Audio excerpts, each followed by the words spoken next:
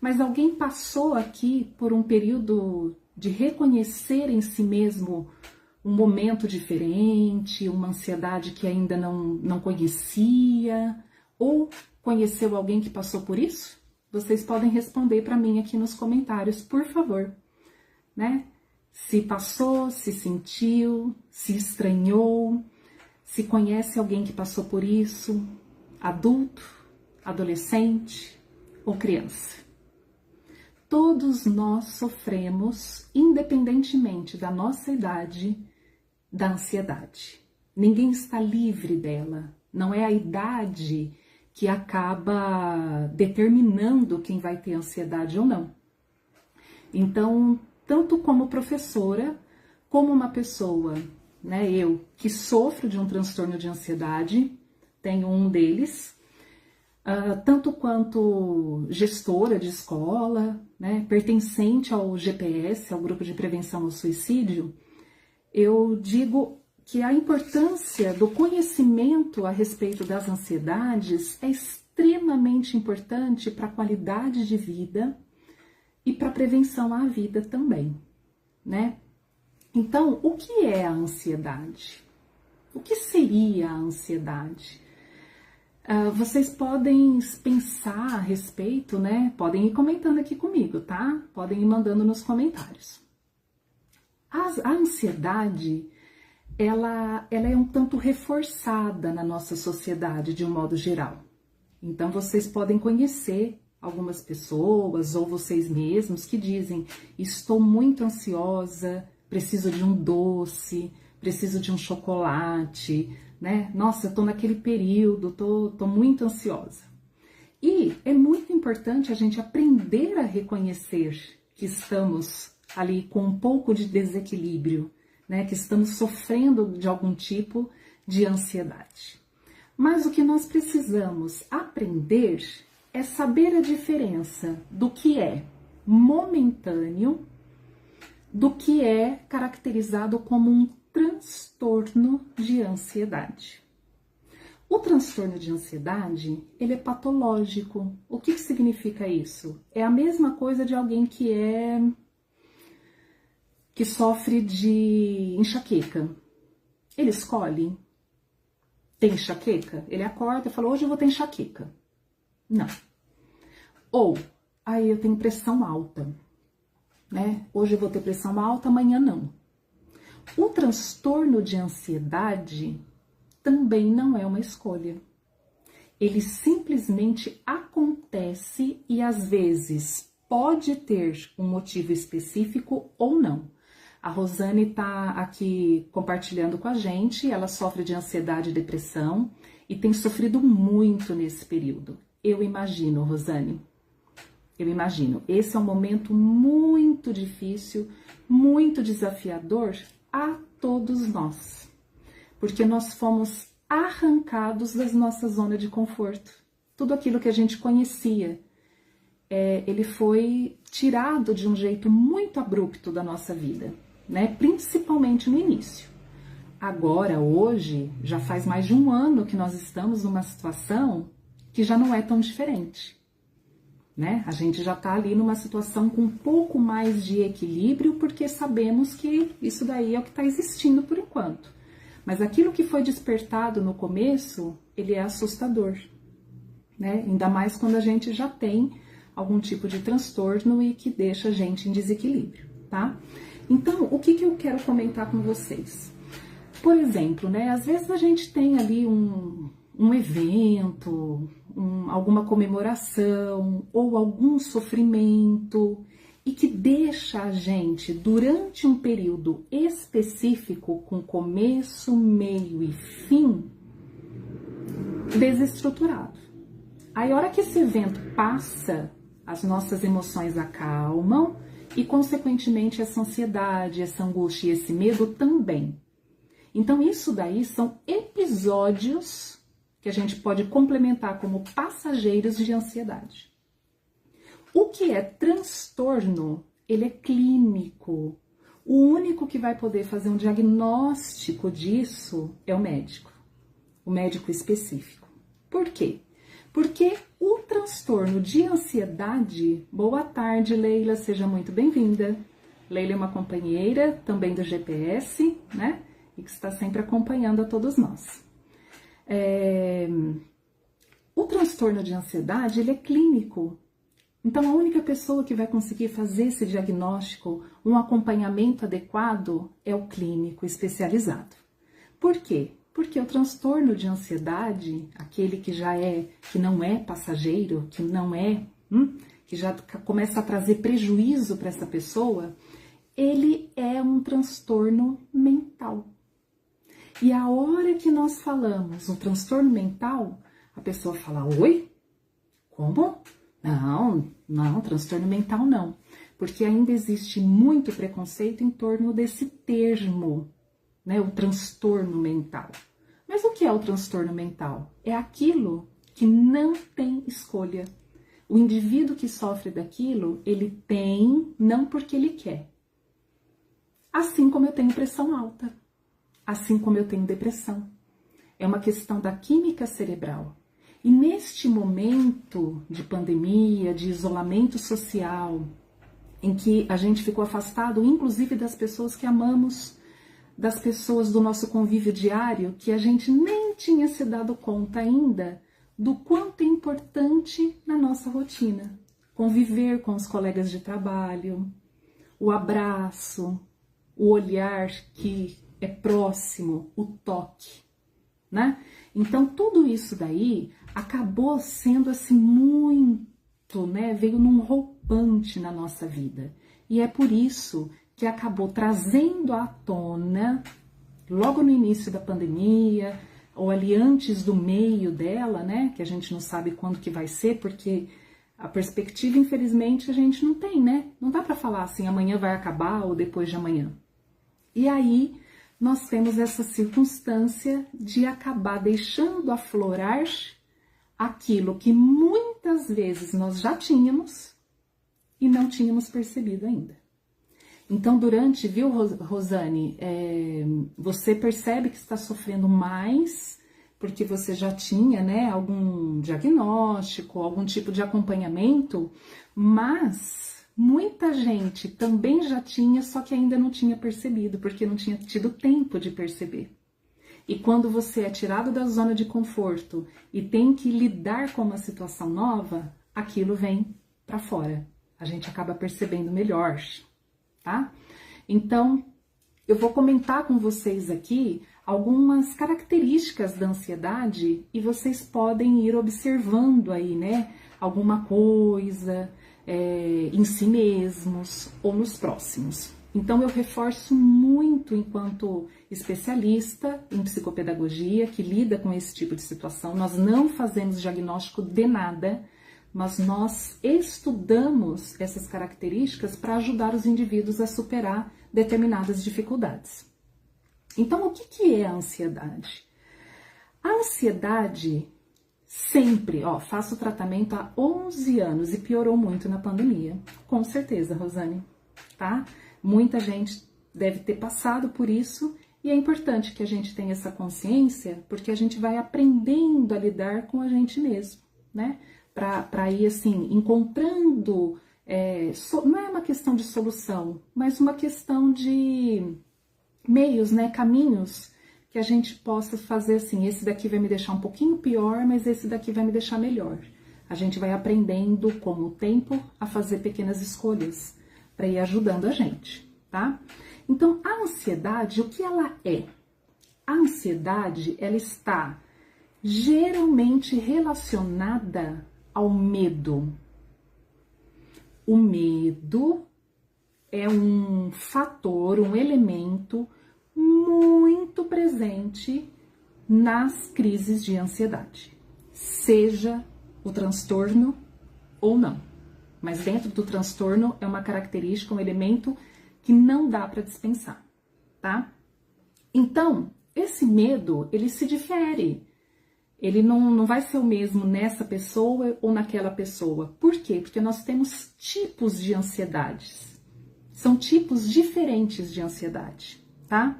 Então, os transtornos compartilham o medo e a ansiedade de maneiras diferentes, tá ok?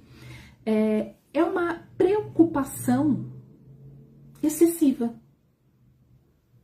1000 vezes, milhões de vezes a mais do que realmente é. E às vezes nem existe, mas que a pessoa não consegue controlar. Então, o medo é uma excitação, a pessoa fica eufórica sem saber por quê. Aumenta, né? Dá uma sensação assim de querer fugir, uma sensação de autopreservação, de não se colocar em risco e nem colocar o outro em risco, um pensamento no perigo, né? E aí, se a gente às vezes perguntar para a pessoa que está tendo uma crise de ansiedade, às vezes ela nem sabe explicar.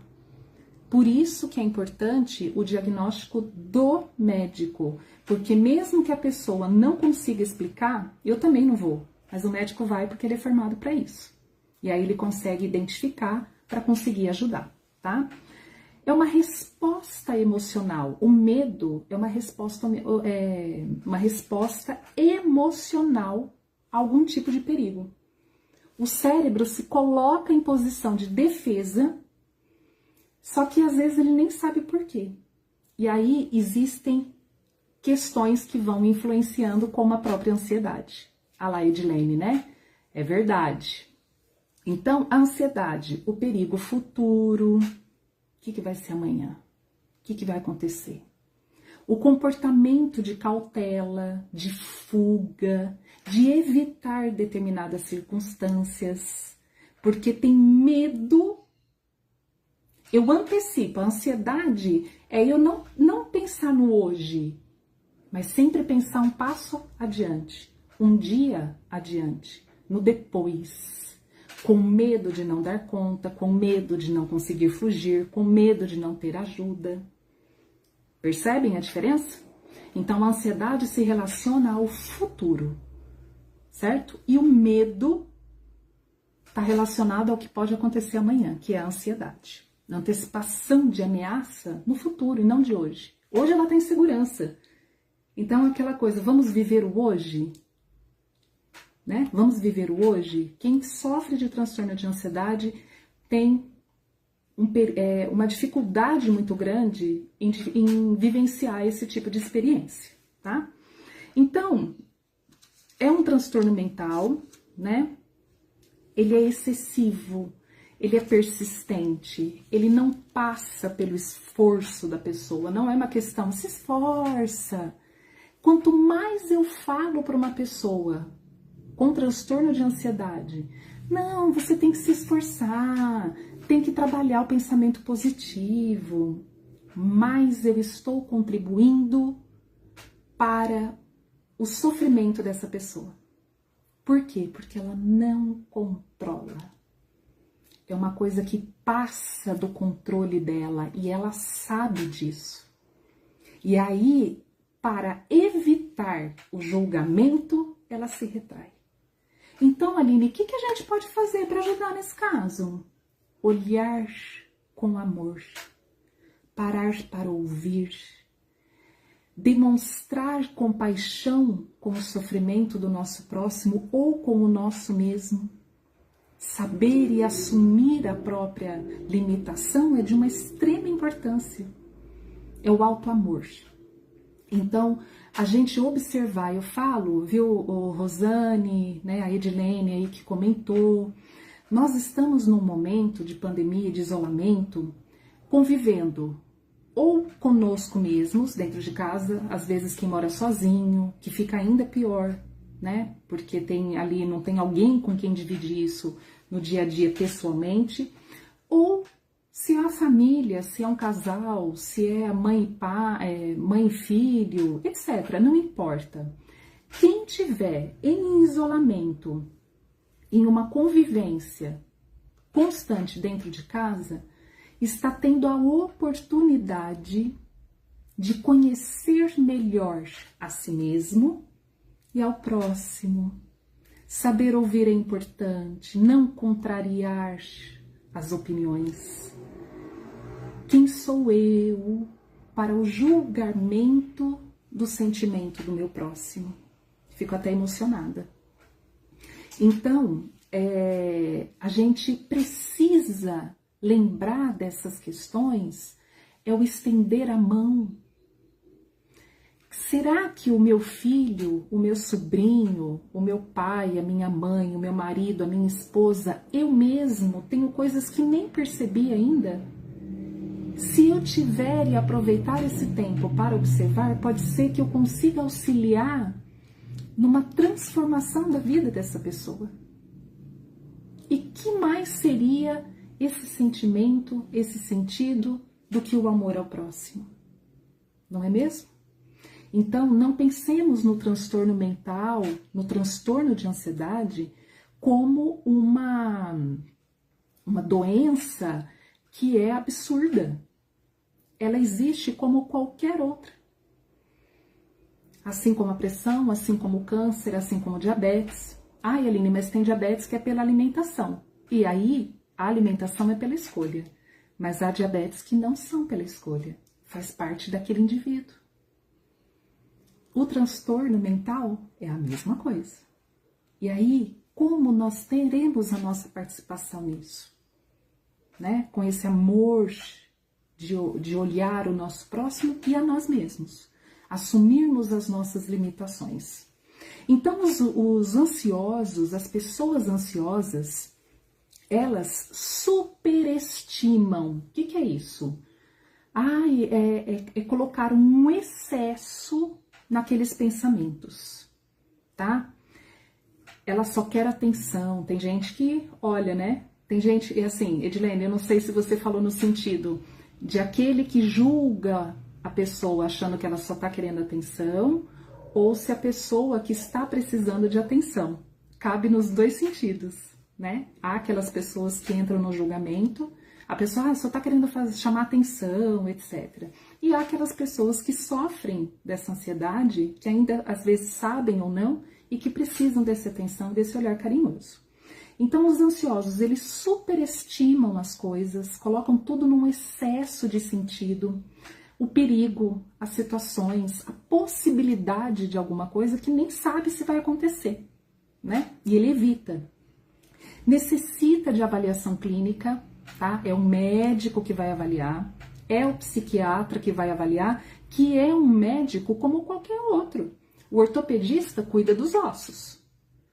Para mim, o ortopedista cuida da minha fibromialgia que eu tenho e cuida da minha coluna, que eu também tenho. O oftalmo receita os meus óculos, porque sem eles eu não enxergo absolutamente nada. E o psiquiatra trabalha das questões cerebrais aí que tem todo esse envolvimento. O psicólogo vai trabalhar as minhas emoções. Cada um na sua especialidade. E graças a Deus eles existem, né? Considera-se fatores contextuais e culturais. O que significa isso? Existem lugares e pessoas que... Nós aqui no Brasil temos o privilégio de não viver uma experiência de guerra. Né? Nós aqui nunca tivemos assim a guerra que o mundo já experimentou, tá? Então, quem já passou pelo Vietnã, quem já passou por situações que ainda existem às vezes, né? Há tantos países ainda em conflito de guerra, eles podem ter transtornos de ansiedade por motivos completamente diferentes do meu. Isso é uma questão cultural. O barulho das minas, o barulho das bombas, graças a Deus nós não temos isso. Mas tem lugares que tem aí muito tiroteio, etc. Com certeza. E aí realmente tem essa diferenciação. E quem sou eu para julgar uma experiência que nem eu mesma conheço? Que eu nunca tive, né? Muitos transtornos de ansiedade começam na infância. Muitos começam na infância. E a gente não percebe ou passa por cima. Né?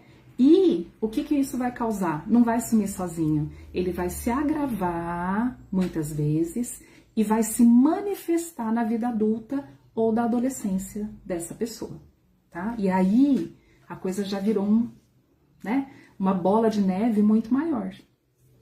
Frequentemente acontece mais em mulheres que em homens. 2 mulheres para 1 homem. Então é o dobro. Muita imaginação, ver coisa que não existe, tudo coisas da imaginação, ou por medo de perder alguém. O psicólogo ajuda muito mesmo, Edilene, muito. Eu sou a favor, já fiz um monte, todas as vezes que eu olho e falo, não consigo mais sozinha. Ligo para o psicólogo e falo, preciso de ajuda. Né? A gente precisa. É um reconhecimento, porque senão o sofrimento só se torna mais intenso, né? E saber ajudar. Da primeira vez que eu fui, foi muito difícil para mim assumir que eu tinha que ir. Mas eu fui sozinha. Mas eu já fui com outras amigas que precisaram também. Eu falei, eu vou com você. Algumas não precisaram da minha companhia, outras sim. E a gente se colocar à disposição, talvez faça muita diferença na vida de alguém, né? O diagnóstico para excluir consequências. Então, às vezes, não é um transtorno de ansiedade. Às vezes é uma questão de outra coisa e que está refletindo na ansiedade.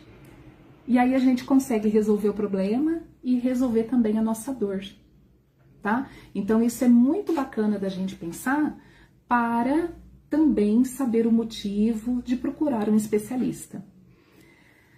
Algumas substâncias medicamentosas, inclusive, também causam uma sensação de ansiedade. Vou comentar um negócio. Alguém já entrou num almoço de domingo em família, acabou comendo, a gente come, né? Come, toma um copo disso, come uma sobremesa e de repente o estômago fica desse tamanho, a respiração fica ofegante, fala, nossa, eu tô pesada, comi demais. Aquela sensação é muito parecida com a sensação de uma crise de ansiedade, tá? E ela pode ser confundida também com uma crise de ansiedade. E aí a gente vai e come mais um pouquinho. Nem espera o mal-estar todo passar. Eu acompanhei uma pessoa assim, tá vendo?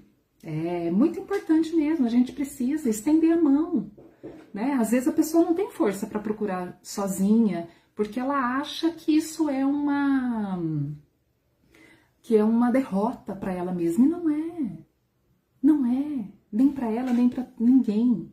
Às vezes é a saúde da família, é a de todos nós, né? Para sabermos como nos ajudarmos e melhorarmos, principalmente com as nossas crianças. Então vamos lembrar sempre que durante essa pandemia, todos nós, não importa a idade, está passando por um momento difícil e diferente. Crianças que também não estão frequentando a escola, estão se adaptando a uma rotina completamente diferente e percebendo que dá conta de certas coisas e que não dá de outras. As famílias estão tendo contato com essas crianças de um jeito diferente também. A gente, quando deixa os filhos, o sobrinho, o afilhado na escola, nós deixamos o nosso parente.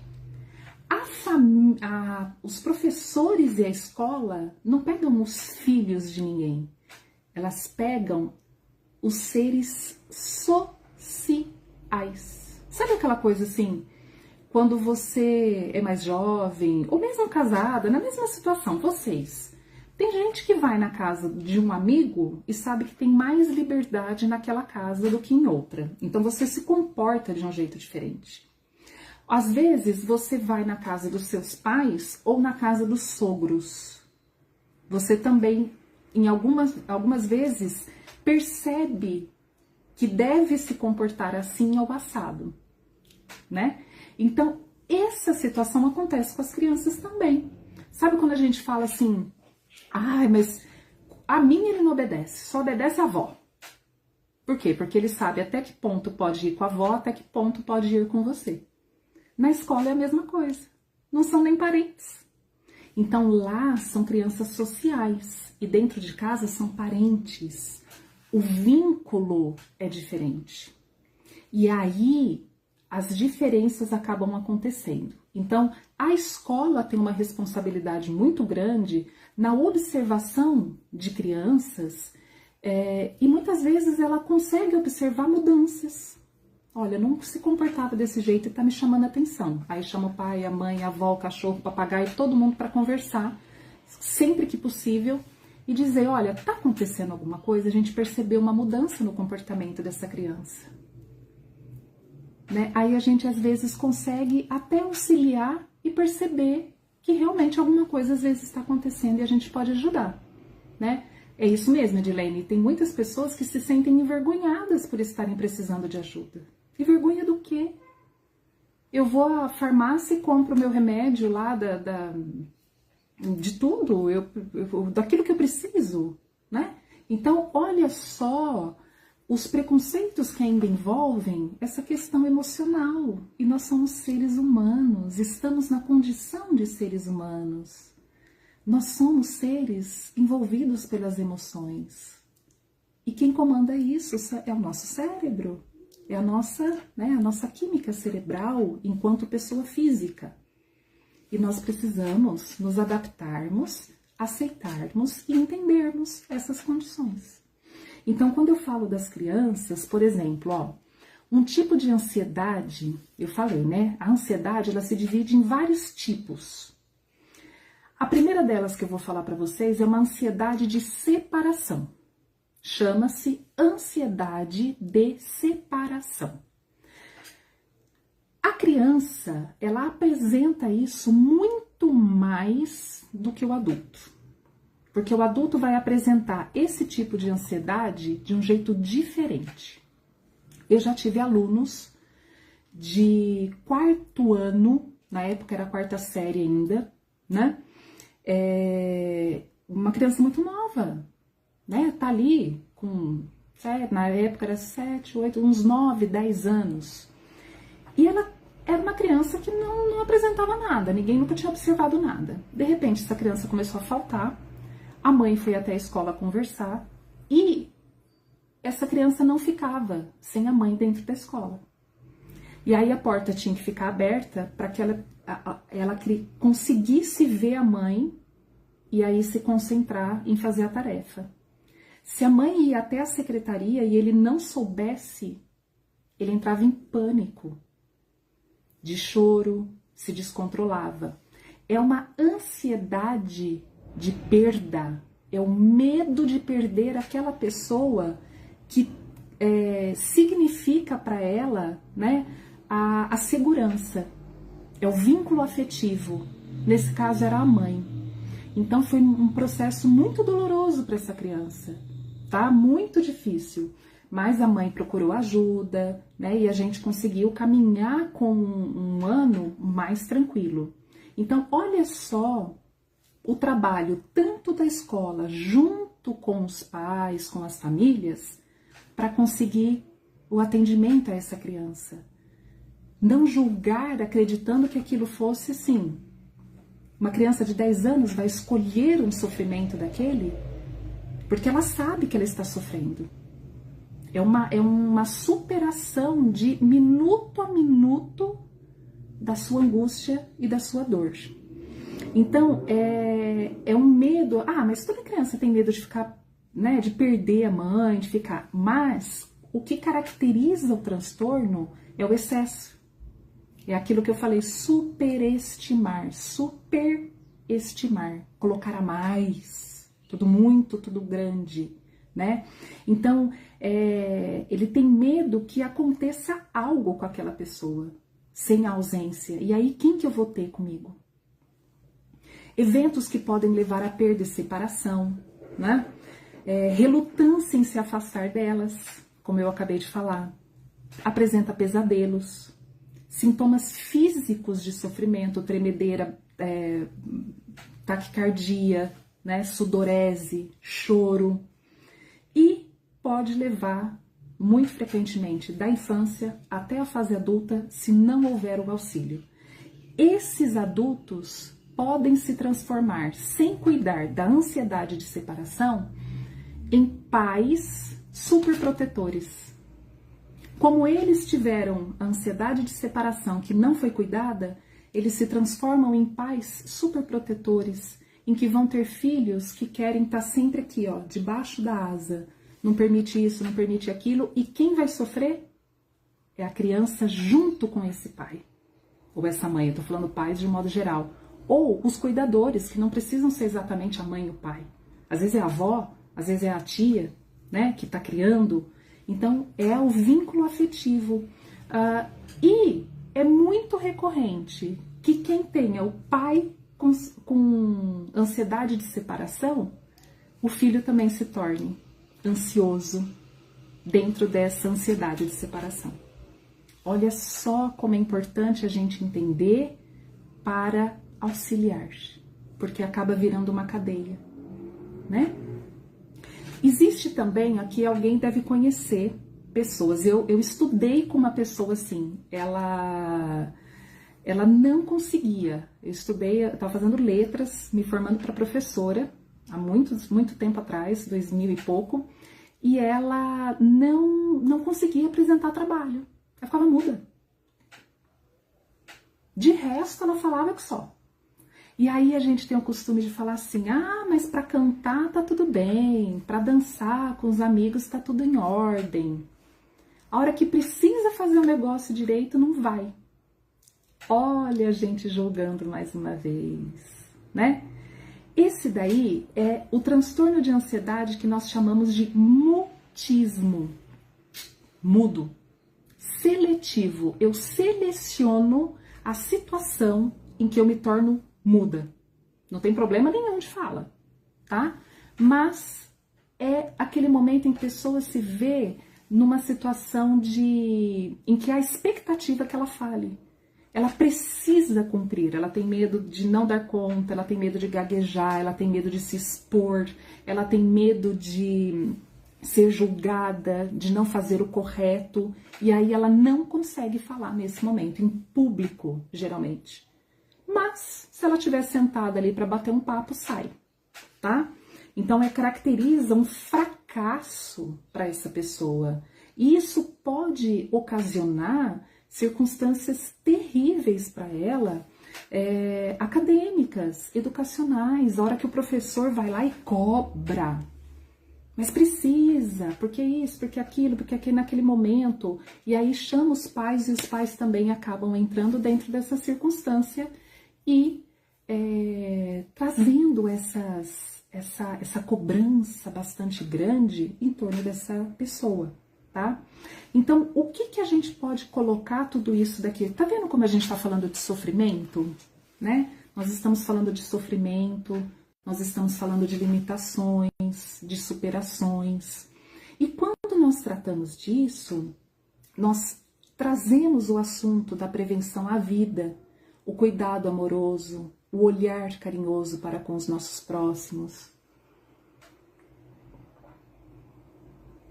Na ansiedade de separação, de que eu falei agora há pouquinho, as crianças, né, em crianças, mesmo tendo algum histórico de dificuldade de abuso infantil ou outras circunstâncias, né, de violência, de abandono, o índice de suicídio é alto, independentemente desses casos, porque a gente sabe que o sofrimento é grande. Então, olha só a importância, e isso é tudo, gente, estudo, tá? Estudo com as pessoas, observando, né? Não tá saindo do nada, não, nem da minha cabeça, tá ok? Então, olha só a importância que nós temos e a oportunidade que estamos tendo agora, durante o isolamento social, de conhecermos a nós mesmos e aos nossos próximos, de estendermos a mão, como a Edilene comentou, né? Como tantos outros aqui, para que a gente consiga trabalhar o que há de melhor em nós, olhando com compaixão ao invés de olhar como julgamento, principalmente com o preconceito que a gente sabe e que a gente comentou que existe em torno desses transtornos mentais, tá? A substância, né? Existem substâncias, como eu comentei, que podem causar, né, essas ansiedades que a gente está falando. E eu vou comentar com vocês agora sobre a fobia específica. Gente, vocês imaginam alguém que tem muito medo reforma íntima? É isso mesmo, né? A reforma íntima, tanto olhando para nós, quanto olhando para o todo, né, Edilene? O auto-amor de que a gente falou agora há pouco, né? Agora, deixa eu contar um caso para vocês. Imagine uma pessoa que tem muito medo, a gente vai chamar de fobia, a uma coisa específica. Uma criança que tem um medo paralisante a cachorro. A pessoa para e ela não consegue se mover, ela não consegue respirar, ela é paralisante, né? Ela quer se apegar, ela quer ser protegida, que é diferente de a gente sentir medo e conseguir caminhar, né? Ela vai passar, de repente, ela sabe que ela sente tudo isso, aí ela sabe que a família, tô falando de uma criança, né? Ela sabe que a família vai até a casa ou vai em algum lugar que tem cachorro. Ela vai querer ir? Muito provavelmente não. Ela vai evitar esses ambientes. Ela tá fazendo com a maior alegria? Não. Porque ela sabe que os pais ou quem vai levar vai começar com aquela situação. Não, mas não tem nada, você precisa parar com isso. Né? A gente já começa com aquele ambiente um pouco mais hostilizado. E agora eu vou contar um outro exemplo. Alguém que tenha uma fobia ao vômito. Aí essa pessoa é uma coisa tão grande, tão maior do que ela pensa assim: eu não posso engravidar. Porque se eu engravidar, a gravidez gera enjoo. E eu não posso nem pensar nisso. E quando essa criança nascer, ela vai vomitar e eu vou passar mal junto, porque eu não posso nem pensar a respeito disso. Isso é um prejuízo na vida dela? É. Sabe quem é essa pessoa? Eu. Eu já passei por isso. Tanto com o cachorro, quanto com o vômito. Essa é uma ansiedade que nós chamamos de ansiedade específica. A gente é ansioso, a gente evita circunstâncias, a gente evita passar por aquilo de todas as formas, a gente pensa em tudo. Pode acontecer com outros objetos, com outras coisas, com certeza. Tá? Os motivos disso acontecer podem ser por alguma coisa que a pessoa nem lembre ou não. Né? Mas é um sofrimento que traz um prejuízo profundo na vida de alguém. Faz uma pessoa como eu entrar num avião e passar 12 horas lá dentro, 12 horas de viagem, mais 4 horas de espera, passar quase 24 horas sem comer, por medo de passar mal na frente das outras pessoas. Olha o prejuízo. Então, essa é uma ansiedade de um sofrimento também extremamente grande para uma pessoa e que tem também um indício, um 60% de chance entre as pessoas que sofrem de ansiedade e de fobia específica em torno do suicídio, porque é uma coisa que elas não conseguem também controlar. Então, olha mais uma vez a importância de se observar, de se entender, de acolher as pessoas que passam por tudo isso. Além dessa circunstância, nós temos a fobia social. Gente, a fobia social, ela é assim, o círculo familiar dela é o porto seguro. E aí, é uma pessoa que não toma atitude, que não vai conversar, vai falar muito baixinho, não é recíproca.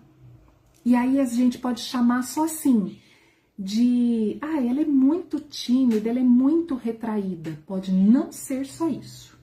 o medo tão grande que atrai mesmo eles estando longe. Parece, né? A gente fala, nossa, o medo parece que atrai. Eu também me senti assim, tá? Fiz até terapia quando era criança, mas era muito pequena.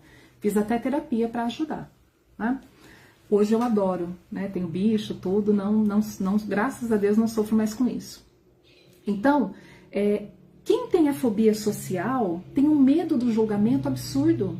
Ele olha e fala assim, meu Deus, e se eu comer e alguém julgar a forma que eu estou comendo? Pois é, até isso passa pela cabeça da pessoa que sofre de fobia social. Então ela vai evitar comer na frente das pessoas, ela vai evitar estar na sociedade e sem o porto seguro dela, que é a casa. Então ela acaba se retraindo cada vez mais e permanecendo dentro de casa e sempre com as mesmas pessoas. Isso também traz um prejuízo muito grande, pode fazer com que essa pessoa não se mantenha em empregos. Então, hoje ela está com 2, foi a melhor coisa, é isso aí, né? Que bom que levou, viu, Edilene? Muito bom, a gente tem que levar mesmo. Então, para sentir-se aliviado, né, humilhado, rejeitado, ele tem medo de ofender os outros, até as pessoas que sofrem de fobia social. Então ele tem medo do julgamento das pessoas que não são do seu convívio. Olha que sofrimento, né? E tudo a isso a gente vai se associando aos casos de suicídio. Então a gente deve sempre lembrar da mão estendida, do olhar carinhoso, compassivo e do auxílio, né? Ataque de pânico, esse é bastante famoso, né? Tem o pânico, tem o transtorno do pânico, né? Esse pânico, ele é diferente da fobia social, tá? O pânico, gente, existe uma lista de 13 sintomas específicos desse transtorno. Aí, para se caracterizar o transtorno do pânico, a pessoa precisa apresentar pelo menos 4 deles, de um jeito espontâneo. A pessoa, às vezes, está dormindo e ela acorda em crise, em ataque de pânico, e ela não sabe explicar por quê. Não existe um motivo, que nem o cachorro ou o vômito que existe lá no específico, entendem? É diferente, a pessoa não controla e ela não sabe nem o que ela precisaria controlar. Existe em criança, Aline? Existe. Em adolescente? Existe. Existe em adolescentes, em jovens adultos, às vezes, que saem de casa e vão mudar de cidade ou morar com outra pessoa, dividir uma vida, inclusive para estudar. Passou na faculdade, está indo embora, né? Acontece bastante. Então são ataques intensos de medo, com sintomas que são físicos e cognitivos do pensamento. Para raciocinar, porque o medo fica tão grande que a pessoa fica cega. E ela tem medo de perder o controle e de enlouquecer. O medo é tão grande que ela chega ao ponto de ter medo de enlouquecer. E aí ela não sai de casa, ela evita sair, ela muda de emprego, né, para ficar cada vez mais perto de casa, para que ela consiga ir se sentindo mais confortável. Só que a sensação de derrota para essa pessoa é muito grande. Ela tem uma sensação de fracasso constante e isso vai agravando o caso. Por isso que é importante o terapeuta, por isso é importante as medicações necessárias, o acompanhamento com o especialista e de muito amor. Muito amor, tá? Vamos sempre nos lembrar disso, que é para isso que estamos aqui. A agorafobia, eu tô falando muito resumidamente, viu, gente? Muito resumidamente, tá? Quem tiver interesse, cada um desses transtornos, no meu Instagram, vocês podem procurar, Aline Mori Psicopedagogia, tudo junto. Lá em no IGVT, tem, lá no Instagram, no meu Instagram, Aline Mori Psicopedagogia, tem uma live para cada um desses assuntos. Lá vocês conseguem escutar melhor sobre cada uma desses transtornos de ansiedade, tá? Podem procurar, podem me seguir ou podem me chamar aqui para eu passar o link direto para vocês. O agorafobia, o que é esse agorafobia? O agora, o medo de ir, o medo de abrir o portão e sair, o medo de não saber o que vai acontecer a hora que eu atravessar a rua. Lembrem que a ansiedade está relacionada ao futuro. Então eu fico aqui agora. Elas evitam transporte público. Essa pessoa muda de emprego para não precisar pegar um transporte público. Ela prefere ir a pé, né? Ela evita sair sozinha. Ai, eu fico feliz, viu, Edilene? Fico feliz mesmo, viu? Ela evita sair sozinha. O pensamento dela é assim, se eu estiver numa fila de banco e acontecer alguma coisa, para onde eu corro? Então ela não vai. Mas isso é um sofrimento, é um impedimento. Quem que não precisa ir ao banco de vez em quando, mesmo durante o isolamento social? Quem é que não precisa fazer coisas que nos coloquem fora de casa?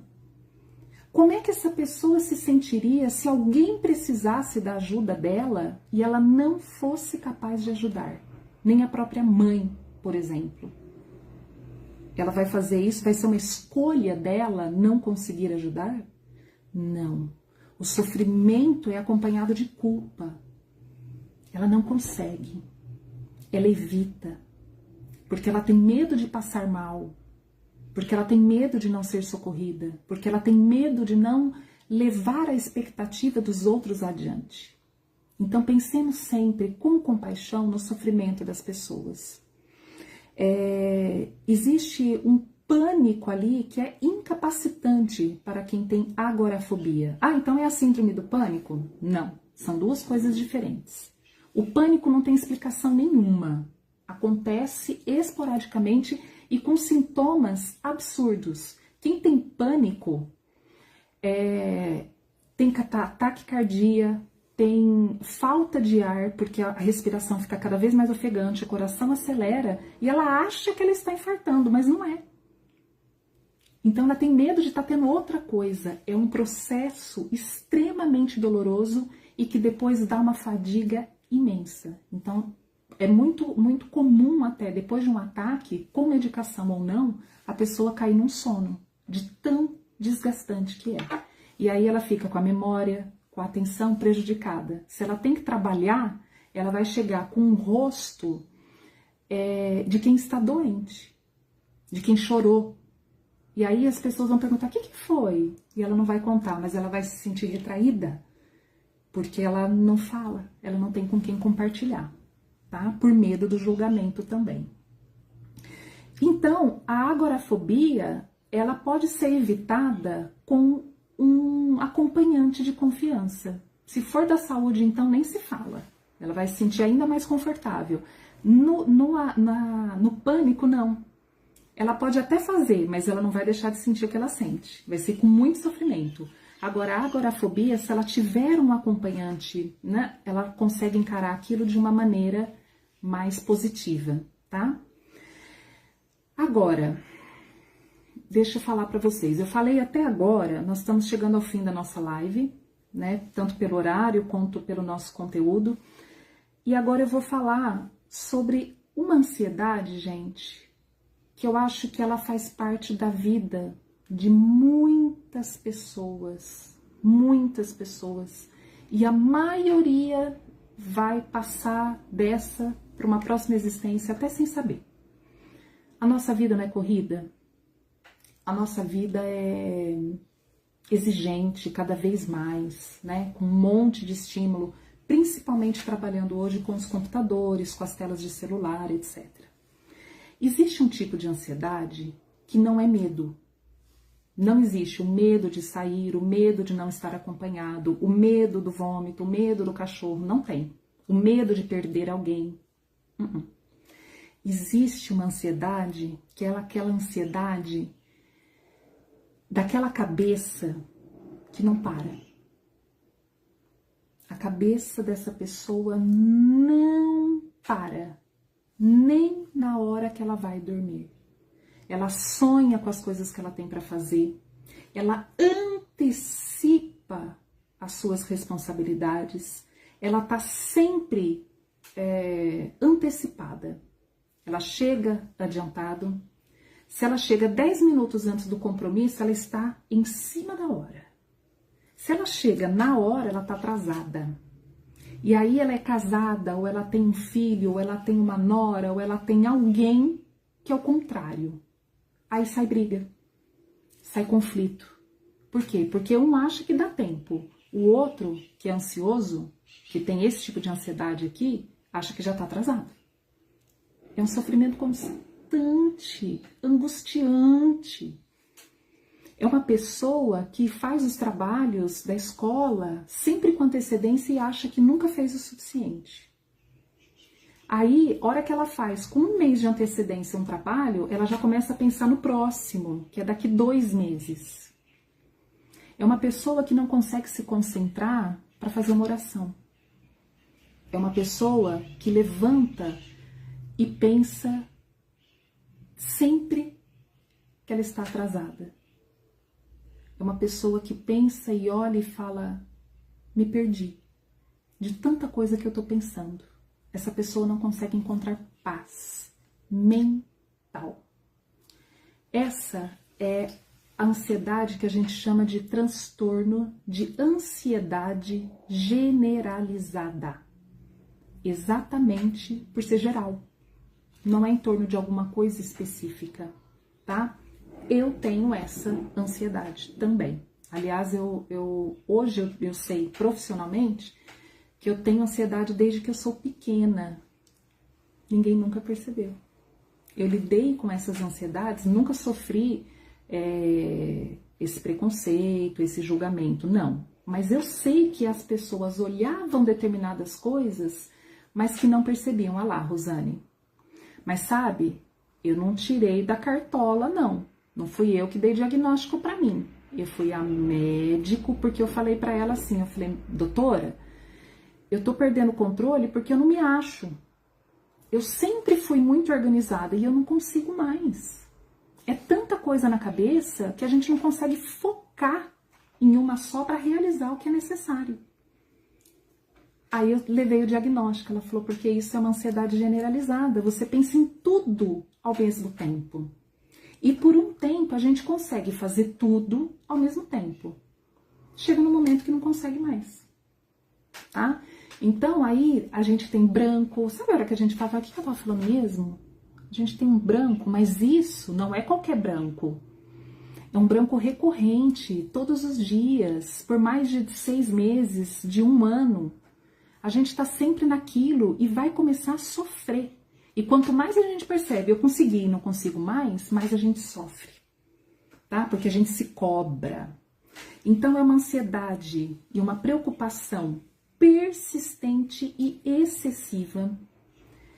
Está relacionado a um monte de coisa, a qualquer coisa, aos cuidados com a casa, com o trabalho, com a escola, com a saúde dos filhos, do marido, dos pais, dos vizinhos, com a pandemia. O desempenho escolar e profissional são totalmente prejudicados, porque essa pessoa não consegue mais se organizar mentalmente, tá? Não tem controle. Para, Aline, foca numa coisa só, não consegue. A pessoa não consegue. Os sintomas físicos é de inquietação. Minha avó falava que parecia o bicho carpinteiro. Ai, parece que tem bicho carpinteiro, não para, né? É inquieta, tem a sensação de nervos à flor da pele, né? Sente uma fadiga muito grande, ela vive cansada porque ela não para. A mente não para, a hora que deita, a mente não para. Ela não dorme direito, não tem qualidade do sono. É difícil de se concentrar porque tudo passa ao mesmo tempo na cabeça dela. Fica irritada com qualquer coisa que nem merecia aquela irritação. Ela tem tensão muscular, porque ela fica tão nervosa, ela fica tão assim, ela pensa tanto que ela não consegue relaxar. Ela não consegue sentar no quintal e olhar a beleza das flores, né? Por quê? Porque a cabeça dela não deixa. E ela tem, consequentemente, a perturbação do sono. Então, gente, essa é uma ansiedade que a gente precisa tomar muito cuidado nos dias de hoje, de acordo com as cobranças que nós temos em torno de nós mesmos. E quando a gente fala estou ansiosa, eu sou ansiosa, por quê? Isso é diário e isso está atrapalhando a sua vida, então você precisa de um auxílio médico. Ou não deve incentivar um transtorno mental. Dizer isso só porque é moda não é legal, né?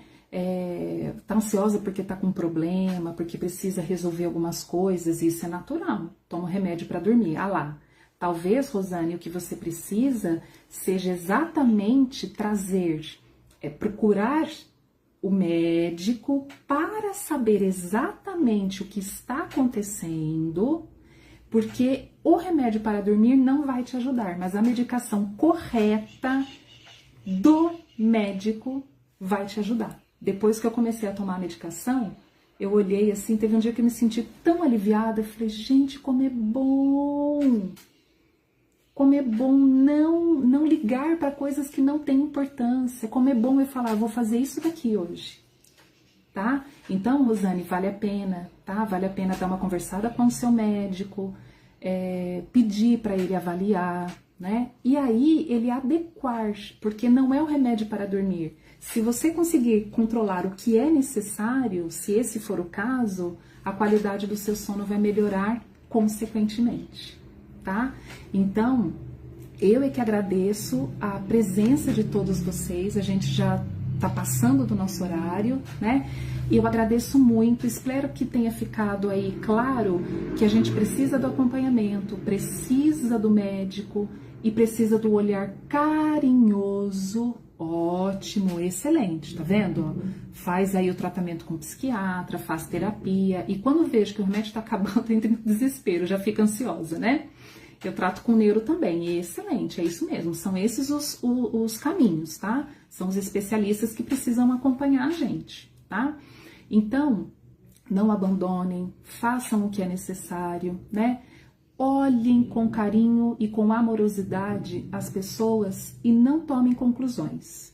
Ah, eu vi na live da Aline que isso é transtorno de ansiedade. Não, a Aline falou sobre transtorno de ansiedade e eu preciso ir ao médico com muito carinho para que ele dê um diagnóstico correto, se aquilo realmente é um transtorno ou não, para a gente poder auxiliar com muito amor e gratidão os nossos entes queridos e a nós mesmos.